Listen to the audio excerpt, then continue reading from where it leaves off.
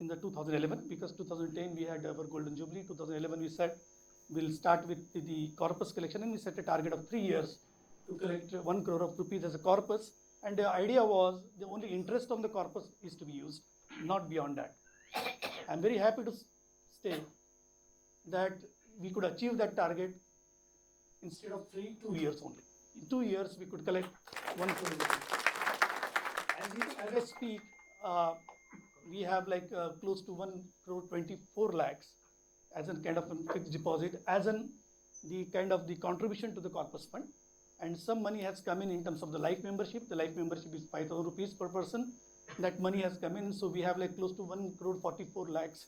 That's the amount we have in the bank. And we have made it as a principle that will not touch corpus, whatever might happen. Will not touch the principal amount. All that money, we got a 12A certification, we got ADG certification. That means whatever the interest we get, 8.5%, only that money, that only 8.5 lakhs on the interest of that 1 crore is to be used. So 3 to 4 lakhs goes into the office and other stuff, and we have like 4 to 5 lakhs at our disposal in terms of making one program. So if you create a corpus of 1 to 1.5 crores, you can run one program. That's the kind of a equation normally we arrive at, because that will generate 4 to 5 lakh rupees, and then you can run some meaningful program. And we said, okay, let's start with the first program as a scholarship program. And this scholarship programs is to be given to the students who are financially challenged but academically very bright. And you'll be surprised because people, when we are outside the campus, we really don't know what are the big things happening over here. Only for the 2,000 rupees as a kind of a scholarship, there were almost like 300 to 400 applications. And there are some students, I can tell you a couple of stories. 2 stories I will try to tell you. There's one person whose name was Rajiv Gupta. I'm telling a story which is like 3 years back. He was in second year, and obviously when the applications come, they come to Dean Student Welfare, the shortlist, the applications comes to us in terms of, we do a common kind of a basic review in terms of what is happening. And this person, Rajiv Gupta, we found that there was a gap after 12th, he didn't take admission. And we asked him, what happened? I mean, you are a 7.5 point and above, because that's the basic minimum condition, that he has to have 7.5 pointers and above, and only the second condition is he should be financially challenged, so that family income is less than 1 lakh rupees. And he said that he got the admission in VNIT last time, but he couldn't take the admission because his father is a mechanic. He couldn't afford the admission. So he didn't tell his father that he got admission. And for 1 year again, he did tuitions at his place, earned the money, again appeared for the test, and then he got admission. That was the reason why there was a gap. And we said, okay, now you are here. Now you're in the first year. Now you're in the second year now. Now, since you're not taking tuitions here, what are you doing now? How you are supporting yourself? And he said, my father has taken a job of washing the cars in 4 apartment buildings. And he's sending me 2,000 rupees a month by taking that extra job. And that's how that father was trying to support this particular person. A small difference small help can really make a difference in their lives. We decided at that point of time, because there are people sitting in this room who have contributed to the corpus fund. And we said, okay, at least at that time, the fees were 44,000 rupees. And the hostel fees were close to 30,000, and 10,000 additional expense. That's 89,000 rupees is total expense. So the family with 1 lakh rupees income can't support even the student fees. And now the fees has gone to 1.2 lakhs rupees. It's very difficult for some of the students to really take care of that. Second student, again, that the guy cannot stand. He has like a complete physically deformed legs. He was an architecture student, and he approached us in that particular scenario. And we asked him, what is the scenario? And he said that I am handicapped, I am 7.5 pointer and above, but my father is also bedridden. My mother is only earning by doing some sundry works. She is earning 2,000 rupees. And he had 2 brothers, 1 brother and sister to support. So very difficult. At that time, again, because of the scholarship, because when you sit on the other side of the table, you feel like how privileged we are. And sometimes the feeling comes to us, this is insane. Then such a bright person, such a bright kid, which is 7.5% and above percentile throughout, making to us 8 to 9 percentile, and he is not able to support himself just because he's financially challenged. I think at some point of time you feel guilty also, and then we said at that point of time, at least 22,000 rupees, because that was 50% of the student fees we should be able to give. Last 3 years we have given this to almost 22 students. So now this Ajay Gupta is passed out. The second person who is also now into the final year architecture is now going to pass out. And this was all possible because of the support which has come in terms of the corpus. And some of that corpus money came in even when we called the people over there. There are people sitting over here. Probably I can take the name without taking the permission. So please forgive me for that. And I just called these people and I said, Amubai, I just called Amubai, this is the kind of situation. We are having 3 types of scholarships, 1 lakh, 3 lakhs and 5 lakhs, 1 for silver, 3 for gold and 5 for platinum. And you can start at 1 lakh rupees. And he says, Shashi, why were you talking about this? Take 3 lakhs. On the phone, just on the phone. This guy sitting here, Amir Wali. Sorry for that, but these are the kind of the people just on the phone call. I never went and met him in his office. He didn't inquire in terms of at that point of time. That's the kind of the support is needed at the initial stages. And that's where now our objective was to build a basic platform, basic system and basic governance mechanism to a particular level, and then the next level set of people can take it forward.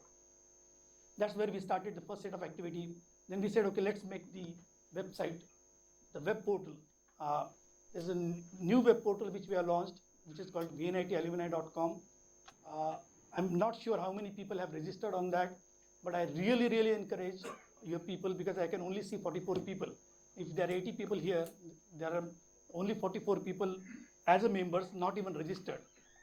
If you register to that website, it's a beautiful website which has come up, which can give you n number of conversations. You can interact with your batches, between your seniors and juniors. You can know about a particular profession. If you want to search how many CEOs are there, we right now, out of 2,000 people who have enrolled, we have like 116 CEOs. There are 3 artists.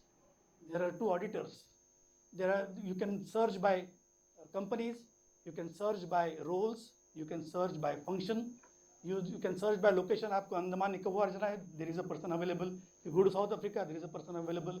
If you go to Jammu Kashmir, there is a person available. With those names, you can search and talk to those people. That kind of interactivity which is already built into this platform. It's a beautiful platform. I'll encourage staff members also, because there is a facility for the staff members also to be the part of the alumni network. And this, our objective is to, right now it's only 2,000 people, but more we enrich the information, more we can leverage the information out of this, and that can be more useful to people in terms of networking and creating more value from that. The 2 programs which I want to mention is about the internships and the mentorships. The internship is, in the VNIT itself, because they have limited staff, they are all sucked up into the placement activity and not many support is available for the internships. Pankaj Bhavish took a charter and he said, okay, he'll start the program to support the internships. And he, on his own, you have to see this person to work. I mean, like 2.5 months, this person goes mad. Because every students now come to him, he has to prioritize, he'll send mails to all alumni. आपके पास internships available है, कितने महीने के लिए है, कौन से location पे. Then the people join, don't join, all those complaints, he has to manage all that stuff, and he does it on his own. And 2 years he's been running it, and he's increasing the bar. So all credit and kudos to Pankaj Bhavish. That's the real help which is coming in. And next is the mentorships which we have started between the teacher, all the alumni and the students.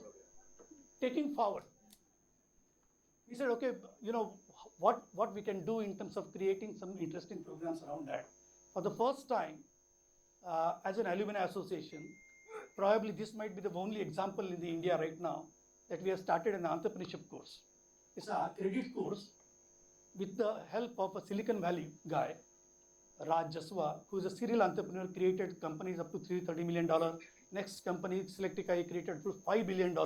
That person who teaches this course for this budding entrepreneurs in Silicon Valley, San Jose, the same person is teaching the course over here. So we have started the credit course for 6 semester, and this is the first experiment. The Alumni Association is owning the complete charter of designing and running this particular course. It is designed and delivered by entrepreneurs only. And that's a beautiful course where it's all practical oriented. It is delivered only by entrepreneurs. This is happening in IIT, and now it's happening in NIT. So this is the first NIT where the entrepreneurship course from a Silicon Valley person is getting conducted. So we have started that experiment. We conduct the classes here itself in this room. So they have just completed the half of the semester, and they will complete the next by the end of November. So that's the activity which we have started from the entrepreneurship perspective. I think the chapter activities have started really growing. And there is a very interesting stuff, right, from Delhi, Mumbai, Bangalore, Pune, then North America chapter, Nagpur. Interestingly, in 3 years, we used to have one kind of a complete gathering. Then we used to have every year one gathering in 1 year, right? Now the time shifted. Last year we almost had like 5 gatherings in 1 year, and now today as we speak, we have the alumni gatherings, almost like 3 gatherings on a day itself. So as we speak, we have the alumni gathering of 1979. We have the Pune alumni, which is happening right now as we speak, and then we have a Delhi alumni activity, which is happening right now as we speak. And again, 4th activity, which is going to be the program by Mr. Uke, who was the director of Pathshala. He is going to have this activity. He is again an alumni of VNIT. So the 4 activities in a day. So right from one activity in a year, it's like almost like 4 activities in a day. I mean, people have started participating, and that's a great news. And I'm very proud to say that young generation now has started coming up. That there was an alienation in terms of the young people not coming to the Alumni Association, but now most of the programs you see, these are the people 2010 to 15, these are the maximum number of people who participate in this program. Going forward, what we intend to do is, can we take this envelope a little far further? Because only meeting, dining, whining and going away is not going to serve the purpose. Because that's not going to create the value. It's good to be here, good to be connected, and then everybody goes back with no further action on that. And therefore we said, okay, why not the alumni chapters start their own activities? So this time, for the first time in the last 1 year, Mumbai chapter and Bangalore chapter, they have started their activities on the entrepreneurship. So there was like a complete formal program. So now the kind of the arrangement of the program is first half hour, 45 minutes is formal, and then it goes into informal. So that formal program of entrepreneurship, they have started at these 2 places. Bangalore chapter possibly is doing the domain specific, the profession specific programs, 2 to 3 small programs in a year that they are starting. Because sometimes what happens, the chemical engineer from 2015 batch wants to talk to electrical engineer from 1970 batch. They meet, but then it's very difficult to create a value out of it, because then apart from the alma mater as a common kind of a base, beyond that, the discussion doesn't go far. So can they meet only IT specific, only for that particular domain in Bangalore? Can they have the small meets? So that experiment is trying to exercise in this particular year. What we are trying to do, and we'll require your help in that, is trying to create the next charter for us is to take this membership, which is now 2,000 people, right now we have registered, take it to almost 6,000. We have 17 to 18,000, and 1,000 alumni are getting added every year. So right now we are just 2,000 registered member. We have a database of 8,000 people, but we have to take the registered member database to almost like close to 6,000 to 7,000. That is the first target. The second target is to also create the power clubs. There are the people, because what happens is young people, because this is what we have experienced, young people try